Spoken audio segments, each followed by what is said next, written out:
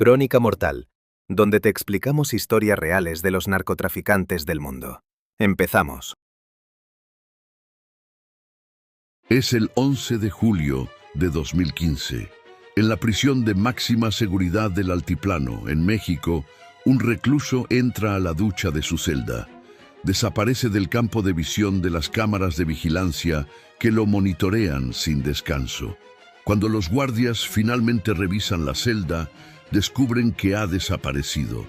Una trampa oculta en el piso de la ducha lo condujo a un túnel de 1.5 kilómetros de largo, equipado con aire acondicionado y una motocicleta. El hombre más temido de México ha escapado, el mismo que como líder del cártel más poderoso del mundo se cree que ordenó la muerte de miles. ¿Su nombre? Joaquín Guzmán Loera, mejor conocido como El Chapo. Pero, ¿quién era en realidad este hombre que se ocultaba tras los túneles, los alias y las sombras del narcotráfico? ¿Fue únicamente un despiadado criminal perseguido por la justicia o un estratega astuto que, desde lo más profundo de la clandestinidad, tejió un imperio capaz de desafiar a gobiernos enteros? Acompáñame a adentrarnos en los orígenes del hombre que, con su audacia y controversia, se convirtió en una de las figuras más temidas y enigmáticas de la historia criminal contemporánea.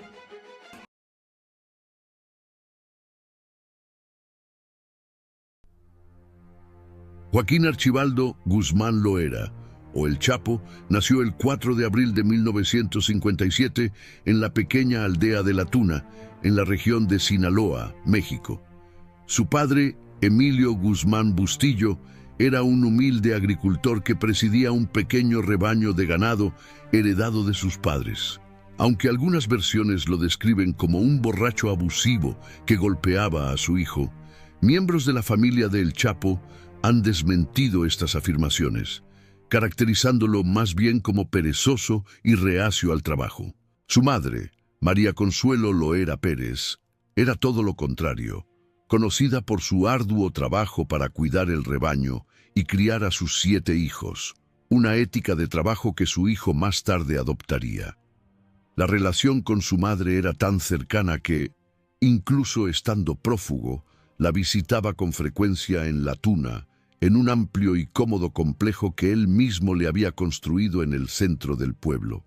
Con Bustillo tuvo 2 hermanas, Armida y Bernarda, y 4 hermanos, Miguel Ángel, Aureliano, Emilio y Arturo. Con un apetito sexual voraz, y refiriéndose a las mujeres como sus vitaminas, El Chapo tuvo al menos 4 esposas, innumerables amantes y un mínimo de 15 hijos. Muchos de ellos, en particular Ovidio, Iván y Jesús Alfredo, que dirigen el cártel de Sinaloa tras el arresto de su padre en enero de 2023, combinaba con el color de su cabello, era notablemente bajo, midiendo 1.67 metros, lo que le valió el apodo de El Chapo, que significa chaparro. Hablaba con un fuerte acento sinaloense y un tic verbal distintivo que le hacía tartamudear. En cuanto a su personalidad, era absolutamente despiadado e implacable, especialmente en sus últimos años. No tenía reparos en ordenar el asesinato de sus enemigos e incluso de miembros de su propia familia, como fue el caso de su sobrino Juan Guzmán Rocha, quien fue torturado, asesinado y abandonado a un lado de la carretera en 2011 simplemente por mentir sobre su ausencia. Sin embargo, como empresario, era sorprendentemente tranquilo, sensato y obsesionado con los detalles de los tratos, a pesar de no saber leer bien. A menudo era la voz de la razón, disuadiendo a sus secuaces de ejercer una violencia innecesaria. Aún así, a veces podía ser extremadamente cruel. Un ex socio describió cómo una vez vio a un hombre desnudo encadenado a un árbol mientras se dirigía a una de sus guaridas en la sierra de Sinaloa. En la época del nacimiento de El Chapo en La Tuna, ubicada en el Triángulo Dorado, una zona rural del norte de México, donde se cultivaban muchas de las materias primas para la droga, los gánsteres mexicanos habían arrebatado por completo el narcotráfico a los extranjeros. A partir de 1916, bandas chinas se habían instalado en México y habían tomado el control del lucrativo flujo de sustancias ilegales que se dirigía al norte, hacia Estados Unidos. Sin embargo, entre 1926 y 1940, más de 3/4 partes de la población china del país fueron expulsadas por turbas puritanas y nacionalistas que los culpaban, a ellos y a otras minorías étnicas, de corromper a la juventud mexicana. Para 1957, el narcotráfico en el Triángulo Dorado se había transformado en un negocio próspero, controlado por el Estado, que involucraba a una jerarquía de campesinos, capos y funcionarios corruptos que, con el pretexto de implementar leyes antidrogas, regulaban extraoficialmente el comercio y obtenían ganancias mediante el miedo, la intimidación y la violencia. Como hijo de un campesino pobre, se conocen muy pocos detalles de su infancia. Según su primo, siendo un joven ambicioso y emprendedor, contaba billetes falsos, los ataba en montones y luego le pedía a su madre que se los guardara. Fue aproximadamente a la misma edad cuando también empezó a vender naranjas a la gente en un tramo de carretera sinuosa entre La Tuna y una aldea cercana. Siempre deseoso de impresionar, los domingos se adornaba con cadenas de oro falso para visitar a familiares y amigos. El metal de baja calidad a menudo le daba a su piel un tono verdoso. Cuando no era un pequeño empresario, Guzmán solía jugar voleibol o ayudar a sus padres con el ganado. Sin embargo, su juventud no fue solo diversión. De joven, experimentó en carne propia la brutalidad del gobierno cuando éste quería reafirmar su poder sobre los agricultores, ferozmente independientes, que se encontraban en la base de sus redes de narcotráfico. Su hermana ha revelado que era bastante común que los soldados aterrorizaran su aldea al anochecer, lo que llevó a su hermano a tener varios altercados con tropas armadas, algunos de los cuales resultaron en una paliza delante de su madre. Fueron estas demostraciones de abuso y corrupción las que le enseñaron a Guzmán que para salir adelante en la vida todo era necesario. El Chapo se involucró en el narcotráfico a través de su padre como jornalero, cuidando varias parcelas de cultivo de plantas ilegales, tras lo cual se mudó al cercano pueblo de Badiraguato en busca de más oportunidades.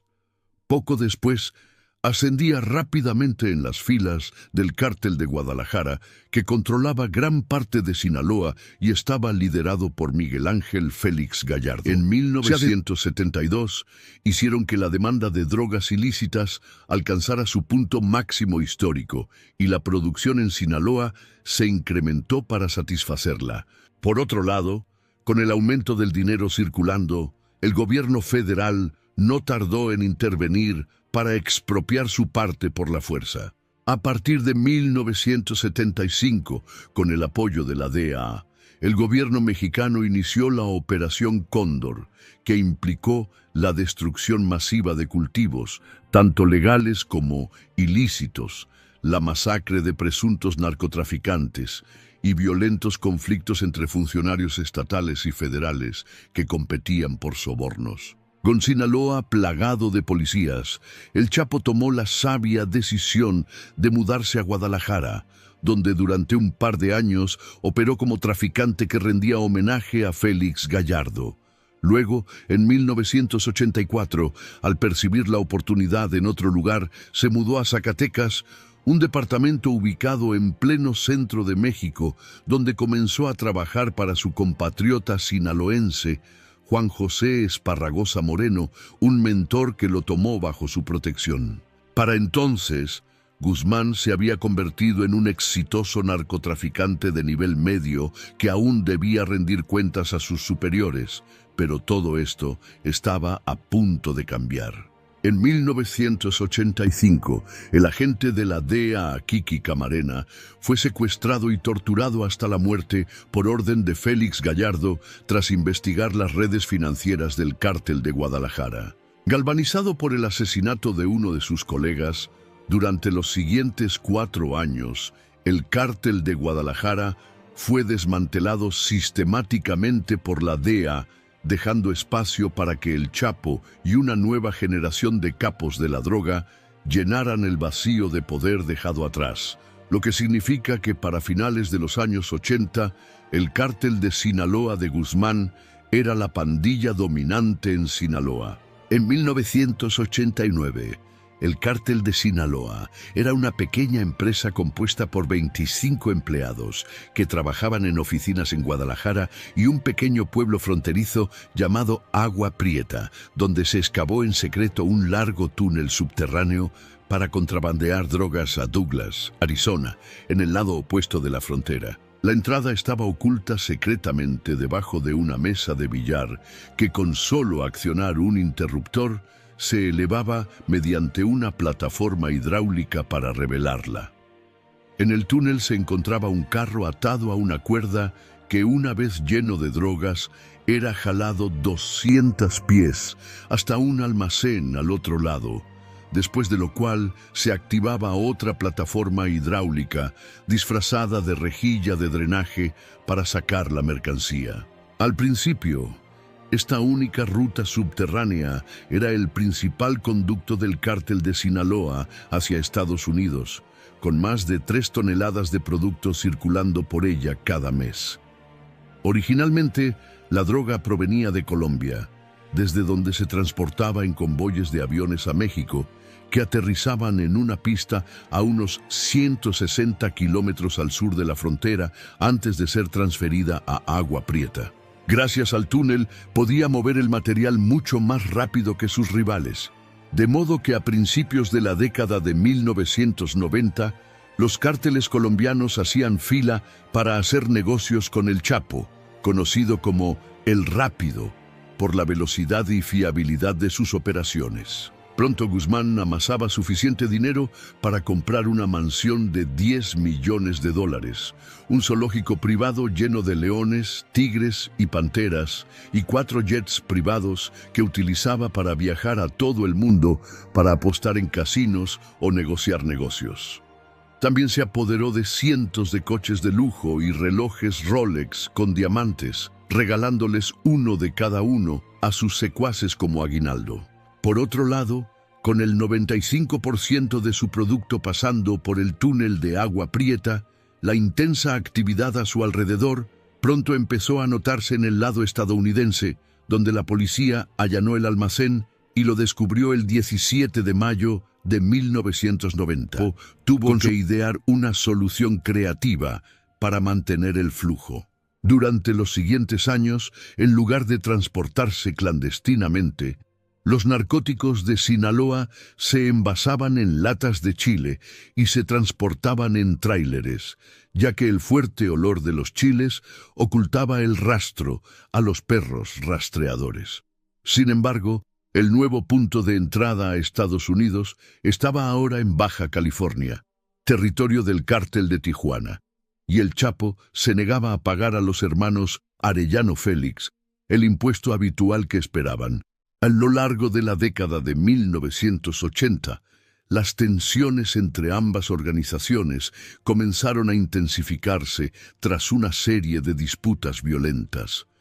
El secuestro y asesinato de la esposa e hijos de Héctor El Güero Palma, fiel aliado del Chapo, a manos de un traficante venezolano vinculado a los hermanos Arellano Félix, fue uno de esos puntos delicados. Otro fue cuando Ramón Arellano Félix disparó a quemarropa en la cabeza a Armando El Rayo López, amigo íntimo de El Chapo, durante una fiesta en 1988. Tras revelarse que su rival usaba su territorio sin permiso, la violencia esporádica entre las facciones fue creciendo hasta convertirse en una guerra abierta. La gota que colmó el vaso llegó en 1992.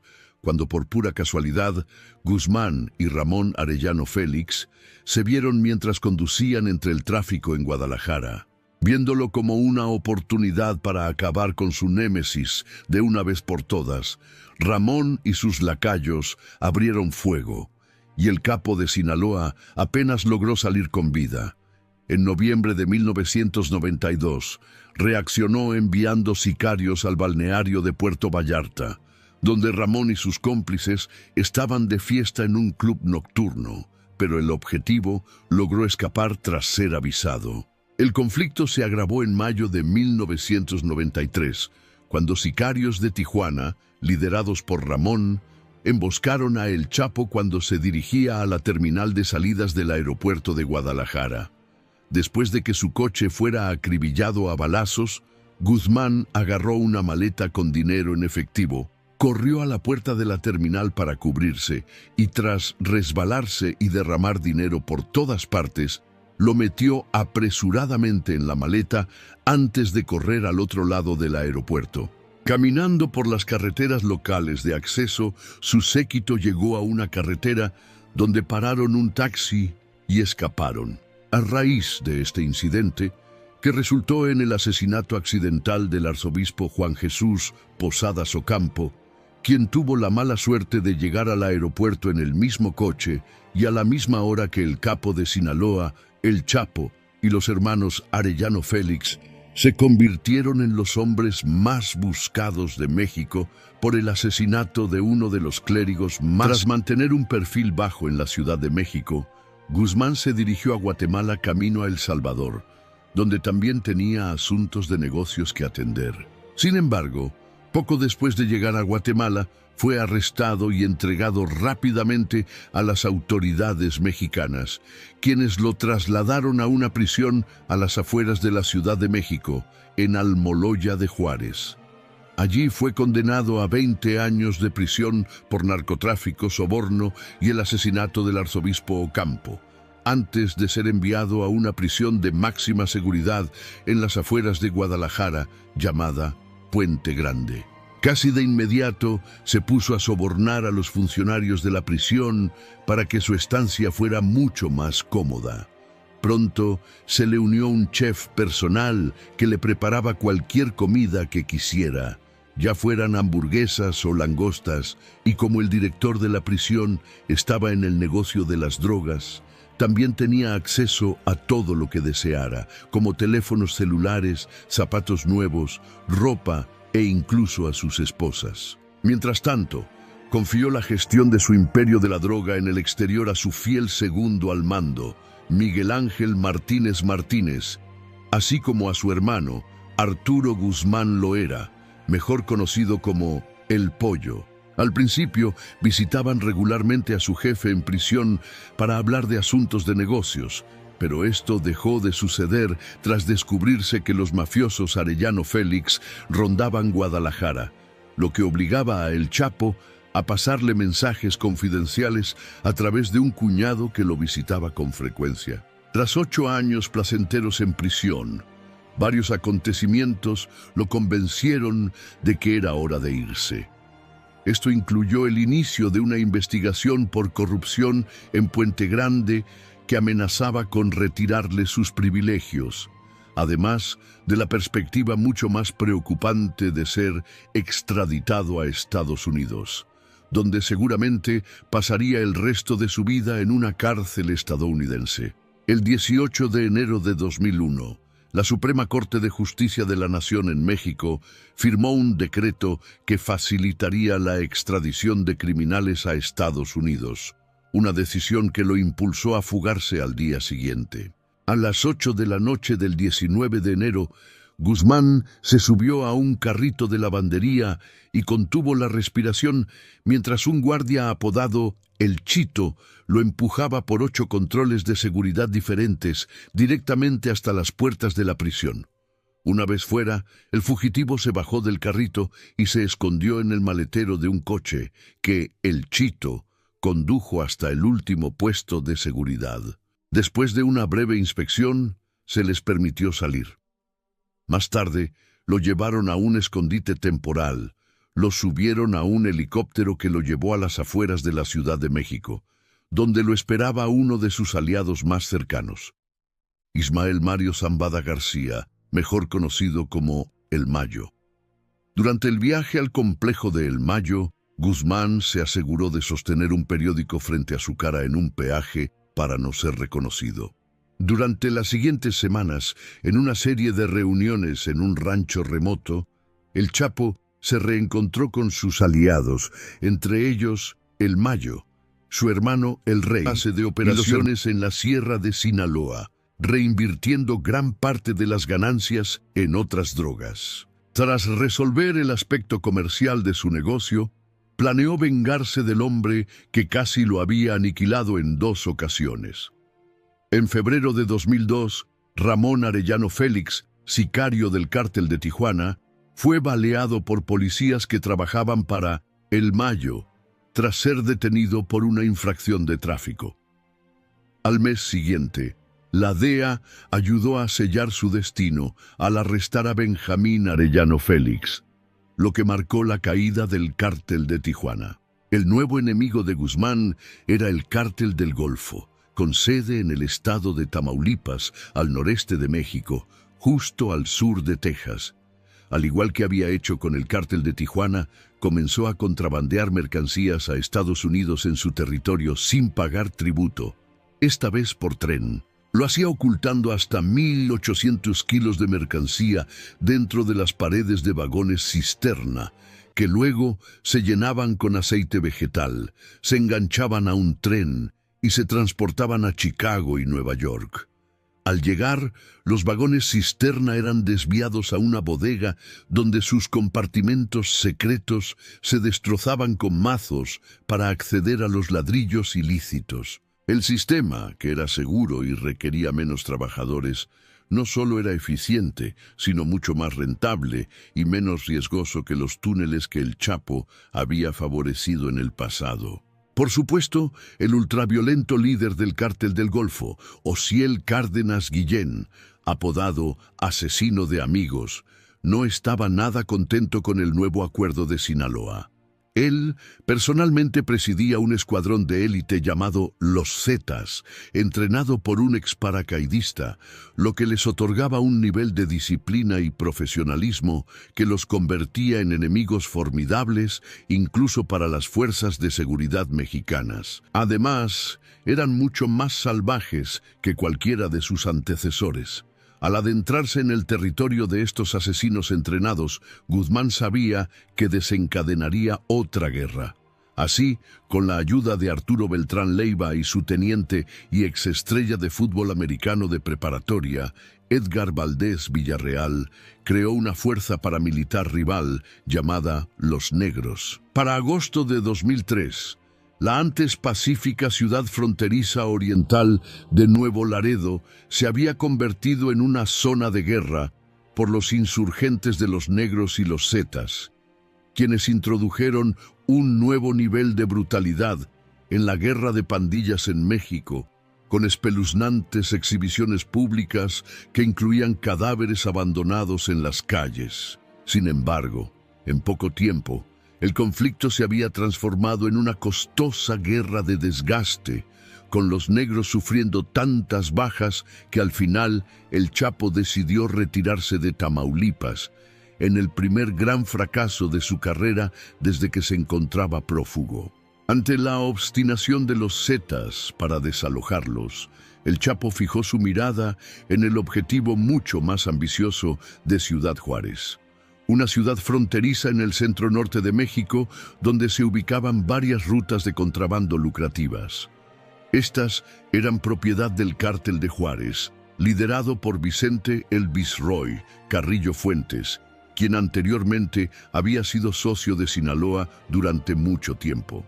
Las relaciones entre ellos comenzaron a deteriorarse a principios de la década de 2000, cuando el Chapo, recién salido de prisión y ansioso por reafirmarse como el jugador dominante, excluyó al Cártel de Juárez de importantes cargamentos de droga en la ruta de tren que compartían. Las crecientes tensiones estallaron en septiembre de 2004, cuando el Chapo ordenó el asesinato del hermano de El Viceroy, lo que finalmente condujo al asesinato en represalia de su hermano, El Pollo, en prisión. A partir de ese momento, los antiguos amigos se encaminaron hacia una guerra abierta, por lo que, para prepararse, Guzmán se alió con muchos de los enemigos de El Viceroy para formar otra fuerza paramilitar, los Chapos. Uno de los pandilleros que abandonó Juárez y se unió al grupo de Sinaloa fue el sicario José Antonio Torres Marrufo, quien montó la infraestructura de contrabando de armas que convertiría la guerra de Juárez en una de las más sangrientas que México haya visto. En colaboración con un contacto al otro lado de la frontera, en El Paso, los Chapos estaban armados con armas de fuego de alta potencia, como rifles semiautomáticos AR-15, AK-47 e incluso rifles de francotirador calibre 50 capaces de hacer agujeros del tamaño de un puño en autos. En el lado receptor de estos instrumentos de muerte estaría la intimidante rama del cártel de Juárez, conocida como La Línea. Al tiempo, la tasa de homicidios y otros delitos se habían disparado a niveles nunca antes vistos, a medida que estallaban intensos y prolongados combates entre los cárteles y las fuerzas federales, con civiles atrapados en el medio. Mientras tanto, el Chapo dedicó su tiempo a dirigir el esfuerzo bélico desde uno de sus varios bastiones secretos en las montañas de Sinaloa, que a principios de 2008 también estaba al borde de la guerra. Durante casi 20 años, los hermanos Beltrán Leiva, Arturo, Héctor y Alfredo, quienes provenían de una pequeña aldea a tiro de piedra de la Tuna, habían sido sus aliados más firmes, valorados por sus conexiones políticas y habilidades de soborno. Sin embargo, para enero de 2008 estaban en términos menos amistosos cuando Guzmán advirtió a Alfredo, quien había estado causando problemas en Culiacán, que mantuviera un perfil bajo. Luego, a finales de ese mes, Alfredo fue acorralado y arrestado por un escuadrón de soldados mexicanos. Sospechando que Guzmán tenía algo que ver, Arturo, quien era un poco impulsivo, montó en cólera y le declaró la guerra al cártel de Sinaloa. Si bien el Chapo negó rotundamente haber ordenado el arresto, es probable que sí lo hiciera, ya que fuentes del Departamento de Estado de Estados Unidos en ese momento alegan que proporcionó información al ejército mexicano. Este polvorín de animosidad estalló el 30 de abril, cuando un grupo de policías a sueldo de Sinaloa fue enviado a desmantelar a los sicarios de Beltrán Leiva, tras lo cual la disputa se extendió a las calles de Culiacán. En los primeros 11 días de mayo se reportaron 58 homicidios, 2 de las víctimas particularmente cercanas al capo de Sinaloa. El 8 de mayo, el hijo de El Chapo, Edgar Guzmán López, y su sobrino César Ariel Loera Guzmán conversaban con amigos en un estacionamiento de un barrio exclusivo de Culiacán, cuando, de repente, aparecieron 5 camionetas pick-up. Al menos 20 hombres armados con AK-47 saltaron de ellas y acribillaron al grupo de amigos. Uno de ellos incluso disparó una bala de RPG mal dirigida que se estrelló contra el costado de un supermercado cercano. Al parecer, el Chapo estaba tan desconsolado que hizo que sus subordinados compraran todas las rosas de Culiacán el día del funeral de su hijo. Para el 13 de mayo, la situación se había vuelto tan inestable que una fuerza de 3.000 efectivos de la Policía Federal y el Ejército se desplegó en Sinaloa, donde comenzaron a allanar negocios vinculados al narcotráfico y a desmantelar antenas de radio de alta frecuencia en una montaña cercana para frenar las comunicaciones entre pandillas. Ni siquiera la muerte de Arturo Beltrán Leiva, quien celebraba su cumpleaños el 11 de diciembre de 2009, logró frenar la ola de violencia.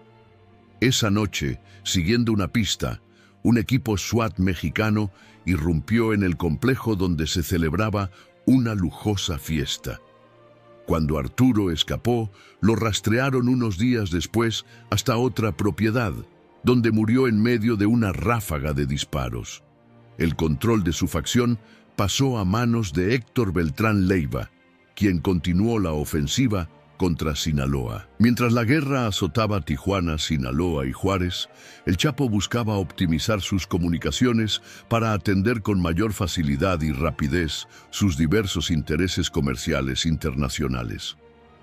Desde que huyó a las montañas tras su fuga de la cárcel en 2001, se había estado moviendo constantemente entre media docena de escondites repartidos por Sinaloa y el vecino estado de Durango. Además de un par de criadas, una secretaria y un asistente, lo acompañaba una comitiva de unos 50 guardaespaldas, algunos de los cuales estaban equipados con ametralladoras calibre 50 para derribar helicópteros. Su rutina diaria habitual consistía en despertarse al mediodía y recibir una lista de mensajes de su secretaria, que contestaba durante el resto del día, respuestas que a veces daba mientras caminaba por las montañas con una pistola calibre 38 en la funda y una AR-15 al hombro.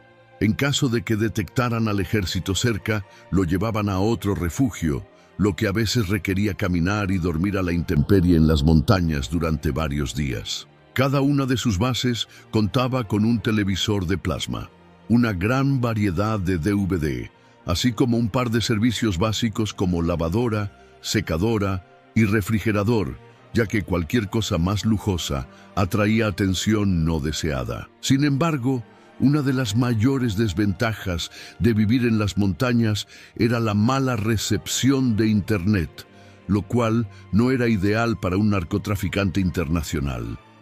Para solucionar este problema, le recomendaron a El Chapo un técnico informático llamado Cristian Rodríguez, que trabajaba para uno de sus aliados colombianos, la familia Cifuentes. Rodríguez ayudó a instalar un cable de Internet que iba desde Culiacán hasta las montañas y que luego se retransmitía a los escondites, equipados con antenas para captar la señal.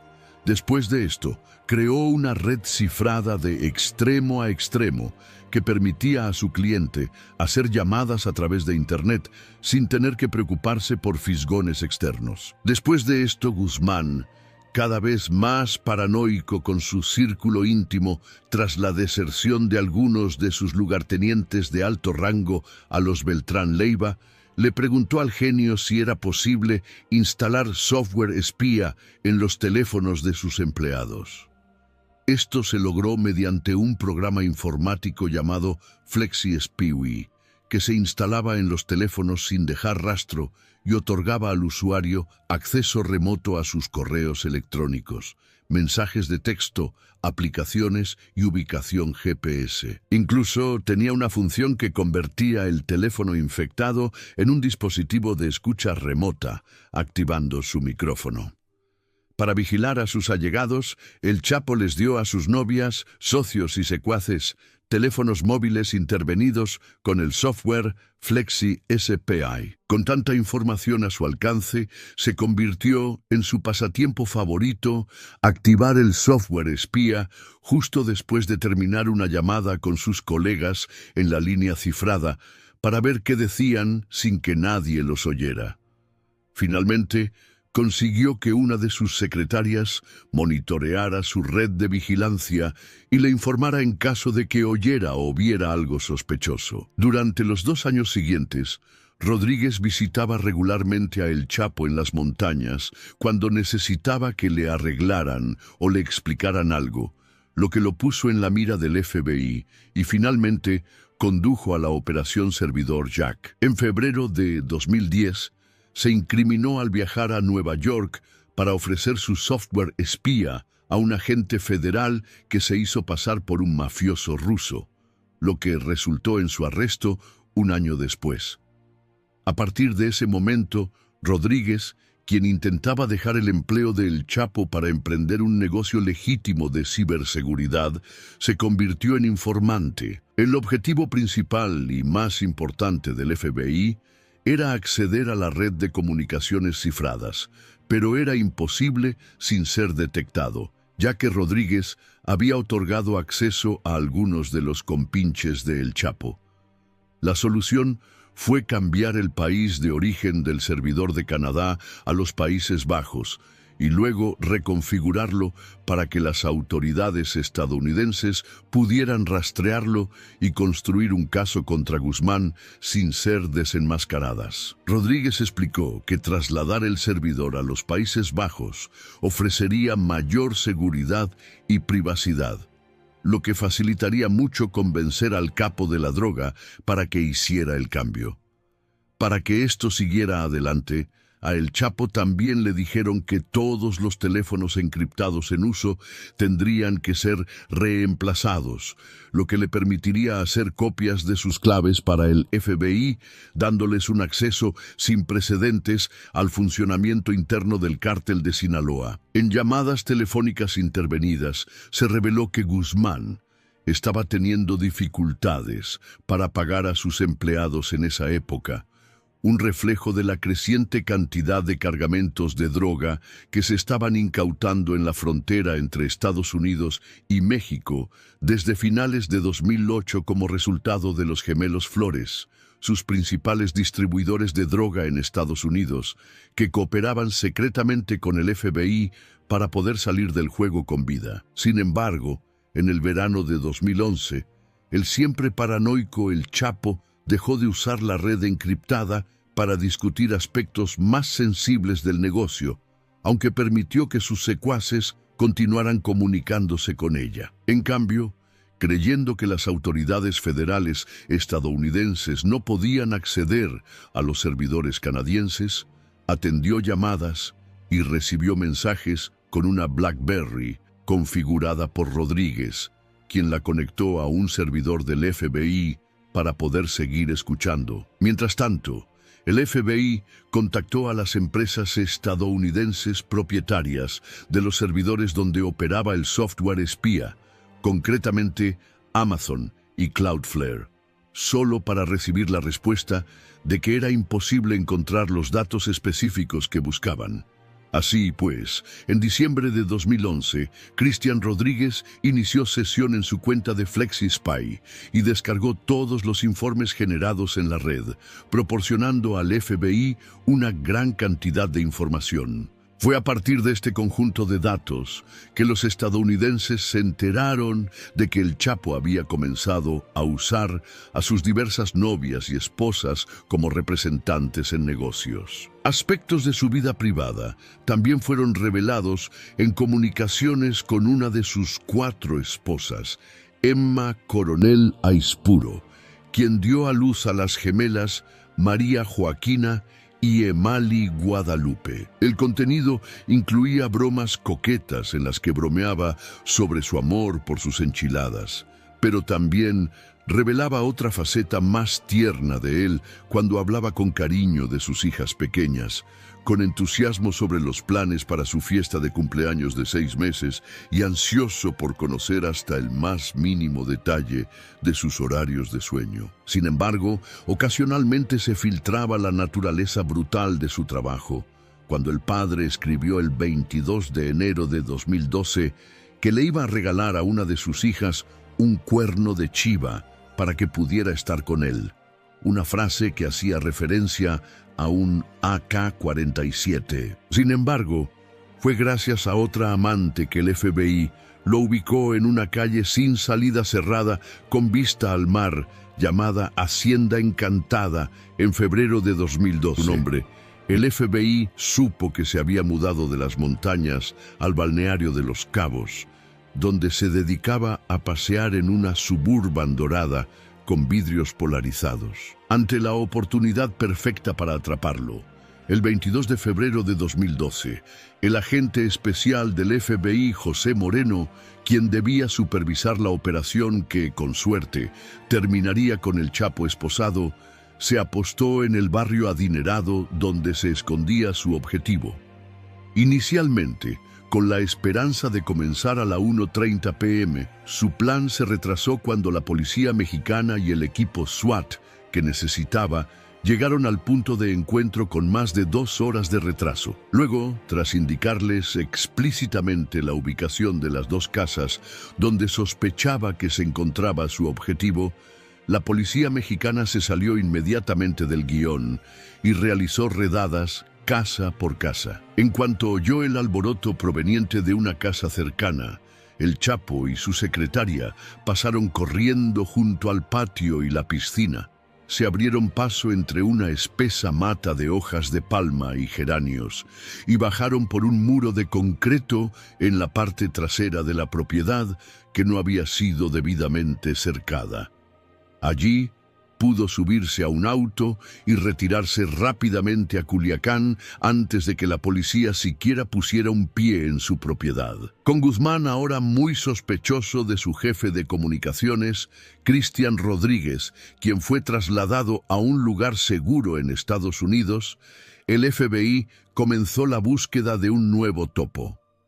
Esa persona sería Andrea Fernández Vélez, una atractiva mujer de unos 30 años, secretaria personal de Alex Cifuentes, un capo colombiano que se encontraba entre los amigos más fieles de El Chapo. Gracias a la red telefónica intervenida y a los datos de Flexi SPY, el FBI tenía suficiente información sucia sobre ella como para ponerla tras las rejas de por vida en Estados Unidos.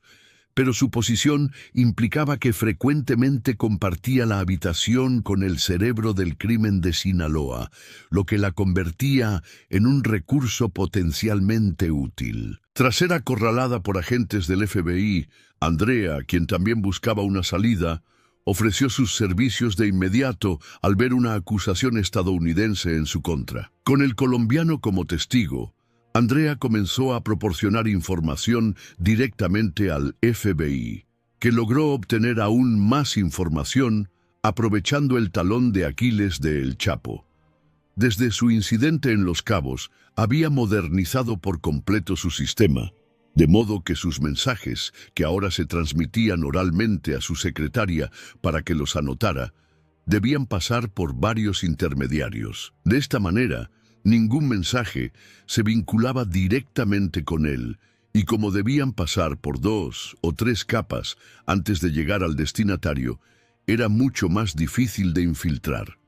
Por otro lado, como creía que los servidores canadienses conectados a los dispositivos BlackBerry eran seguros, el FBI solo tuvo que averiguar los números de teléfono, algunos proporcionados por Andrea, y solicitar a los canadienses una orden de intervención telefónica. En poco tiempo, la policía logró averiguar qué teléfono pertenecía a cada comandante de El Chapo, identificando los Blackberries que recibían más mensajes y averiguando quién era la persona detrás de los apodos, como el hijo mayor de El Chapo, Iván Archibaldo, conocido como Tocayo. Aún así, mientras sus altos mandos eran confiscados gradualmente durante 2013 y 2014 como resultado de los teléfonos, El Chapo seguía obsesionado con los negocios, tramando planes con El Mayo para empezar a importar drogas mucho más baratas y letales, además de supervisar envíos a lugares tan lejanos como Australia y Europa. Para entonces, también había cambiado sus escondites en la montaña por una serie de casas anodinas en Culiacán que funcionaban como casas de seguridad.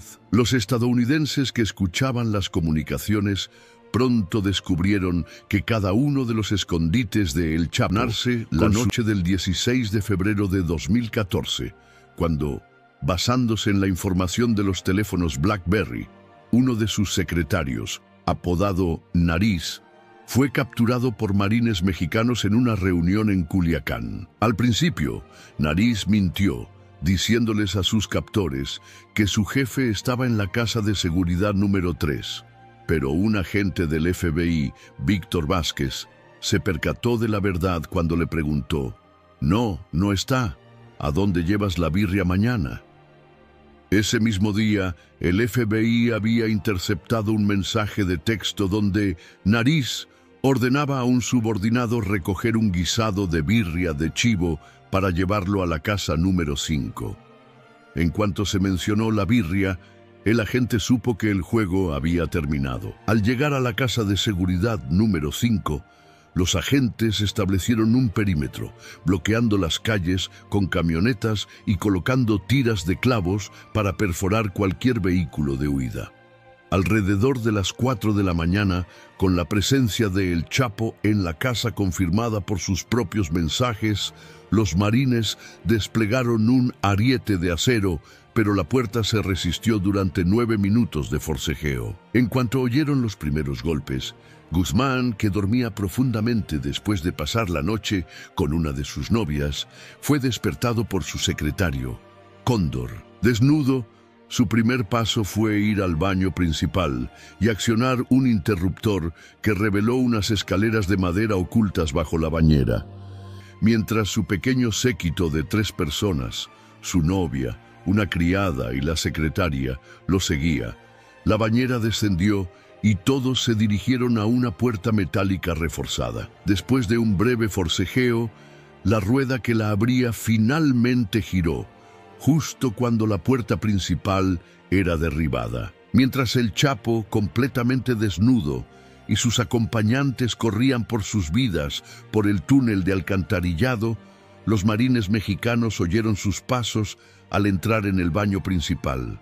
Levantaron la bañera y lanzaron una granada de conmoción por si acaso, pero no bajaron por el agujero por temor a una trampa explosiva. Durante la hora siguiente, las autoridades allanaron la propiedad, mientras el Chapo, aún sin ropa, y su grupo vadeaban aguas residuales que les llegaban a la cintura en camino a una salida a la superficie.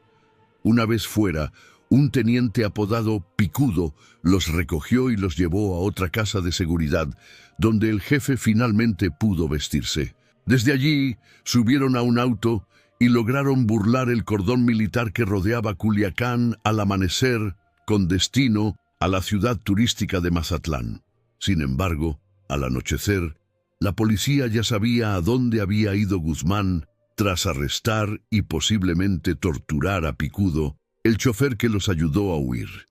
A la mañana siguiente, tras pasar la noche en una casa de seguridad, agentes estadounidenses y marines mexicanos fueron conducidos al Hotel Miramar de 12 pisos, donde Guzmán se refugiaba con su joven esposa, Emma Coronel, sus 2 hijas y Cóndor. Tras un registro sistemático de todo el complejo, dieron con una habitación en el 4º piso que había sido atrincherada. Armado con un rifle de asalto, el Chapo parecía dispuesto a resistir, pero cuando Emma les rogó a los marines que no lastimaran a sus hijas, cambió de opinión y se rindió. Al día siguiente, para demostrar que lo habían capturado, sacaron a Guzmán y lo exhibieron ante las cámaras de todo el mundo en la Ciudad de México. Un marín le agarró bruscamente la nuca y lo empujó hacia los periodistas para que pudieran verle el rostro. Después de esto, fue encerrado en una prisión de máxima seguridad llamada Centro Federal de Readaptación Social número 1, de la que nadie había escapado jamás. Una repetición de su fuga de 2001 era impensable. Mientras tanto, a pesar de estar tras las rejas, para el Chapo todo seguía igual. Utilizó a su abogado y a su esposa Emma para contrabandear mensajes, uno de los cuales era una orden para asesinar a su jefe de seguridad. No tiempo para revisar las finanzas del cártel, ordenando a sus lugartenientes que buscaran kilos prometidos por narcotraficantes en México y Colombia, y recordándoles que pagaran la renta de los edificios utilizados en Europa.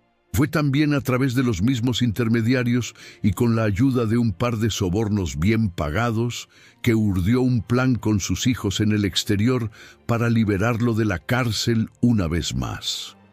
El trabajo preliminar comenzó en abril de 2014, cuando se compró una propiedad y una bodega a aproximadamente 1 kilómetro de la cárcel. Guiados por los datos de un reloj GPS de contrabando que señalaba la ubicación exacta de Guzmán, los trabajadores excavaron hasta el suelo de la ducha de su celda.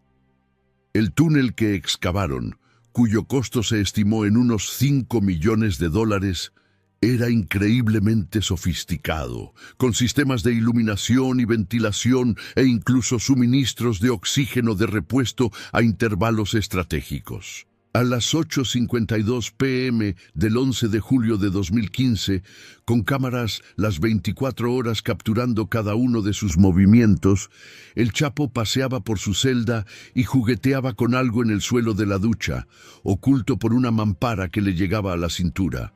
Luego se sentó en su cama, se quitó los zapatos y en 4 segundos desapareció por el suelo de la ducha. Al descender 1 metro, sus piernas se engancharon a una escalera hecha de tubería de PVC, por la que trepó otros 9 metros para llegar al hueco que había sido rodeado por una vía rudimentaria conectada a una motocicleta.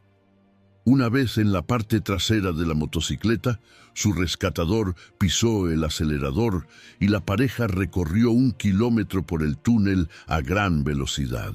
Cuando llegaron al exterior, lo recogieron en una cuatrimoto y lo llevaron a una camioneta que lo condujo a un avión que lo llevó a Sinaloa. Mientras el presidente mexicano, Enrique Peña Nieto, quien previamente había proclamado que sería imperdonable dejarlo escapar de nuevo, lidiaba con las enojadas consecuencias, el Chapo se reunió con el Mayo y sus otros comandantes para planificar el futuro, tal como lo habían hecho en 2001. Por otro lado, pronto aprendería que era mucho más difícil mantenerse en libertad en 2014, una época en la que la cooperación interinstitucional entre las fuerzas del orden mexicanas y estadounidenses había mejorado drásticamente.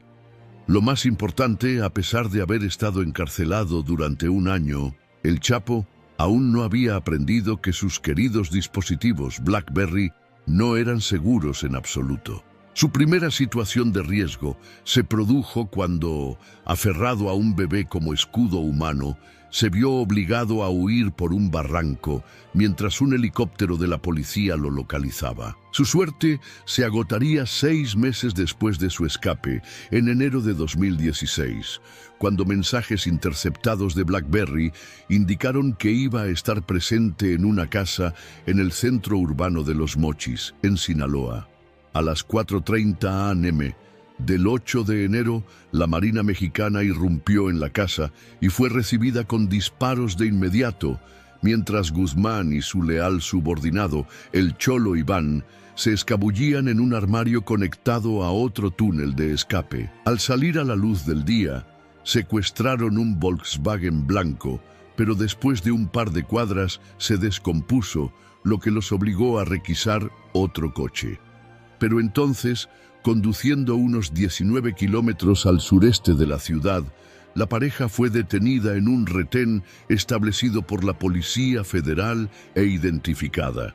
Así, sin más, el criminal más famoso del mundo fue capturado, y esta vez no habría escapatoria. A los pocos días de su arresto, se puso en marcha el proceso para su extradición a los Estados Unidos. El Chapo intentó organizar otra fuga del túnel, que finalmente fracasó cuando fue trasladado a otra prisión y cuando un alto funcionario de la prisión rechazó un soborno de $2 millones para transferirlo de regreso.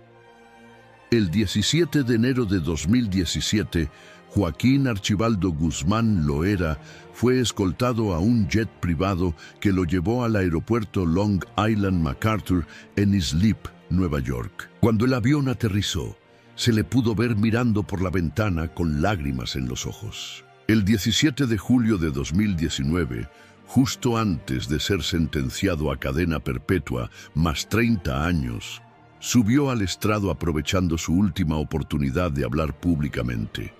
Se quejó del trato que recibió en confinamiento solitario, durante el cual argumentó que había sido sometido a tortura psicológica, emocional y mental las 24 horas. Sus comentarios fueron recibidos con poca compasión por la fiscal principal, Gina Parlovecchio, quien simplemente respondió: a lo largo de su carrera criminal, este acusado no ha mostrado ni una pizca de remordimiento por sus crímenes. Ya lo escucharon hoy. Como para confirmar su punto, Guzmán se giró hacia su esposa, Emma, y le lanzó un beso mientras Andrea Fernández Vélez, la secretaria personal de Alex Cifuente, convertida en agente doble del FBI, relataba entre lágrimas cómo su vida había sido destruida al enterarse de que sus exempleadores habían ordenado un asesinato. Ignorando todo lo que ella decía, Guzmán le dio a su esposa un pulgar hacia arriba y una sonrisa mientras Andrea hablaba, y luego fue conducido fuera de la sala del tribunal para vivir su deprimente destino. Actualmente, el Chapo está encerrado en la prisión de mayor seguridad de Estados Unidos, ADX Florence, que un ex especialista ha descrito públicamente como peor que la muerte. Apodada el Alcatraz de las montañas rocosas y rodeada de 12 intimidantes torres de vigilancia, los prisioneros son abandonados durante 23 horas del día en una celda de 7 por 12 pies, con paredes de concreto reforzado, una pequeña ventana, una ducha, un inodoro, un pequeño escritorio con taburete, una cama de concreto con un colchón delgado y un televisor en blanco y negro que solo muestra programas religiosos y educativos. Sin embargo, debido a su historial de fugas, Guzmán ha sido confinado a un ala aún más extrema de este infame centro penitenciario, conocida como Campo 13, donde los presos suelen estar bajo vigilancia las 24 horas y solo se les permiten 1 o 2 llamadas telefónicas de 15 minutos al mes. Desde su traslado a ADX, el Chapo se ha quejado repetidamente de que sus condiciones de vida son inhumanas. En 2022, su abogado alegó que se le privó de acceso a atención dental y agua, y al año siguiente, acusando a sus captores de tormento psicológico, envió un mensaje al presidente mexicano Andrés Manuel López Obrador, rogándole que cumpliera su condena en México por razones humanitarias. Más recientemente, en abril de 2024, recibió una solicitud de llamadas telefónicas y visitas de su esposa y sus 2 hijas, la cual le fue denegada. Actualmente, Guzmán pasa la mayor parte de sus días preparando un caso legal con el objetivo prácticamente imposible de lograr su liberación anticipada. Esto se ha visto dificultado aún más por los funcionarios penitenciarios, quienes, al momento de este video, no le permiten acceder a documentos legales para nuevas mociones judiciales por temor a que abuse de ese Suscríbete privilegio para más videos. para orquestar otra fuga.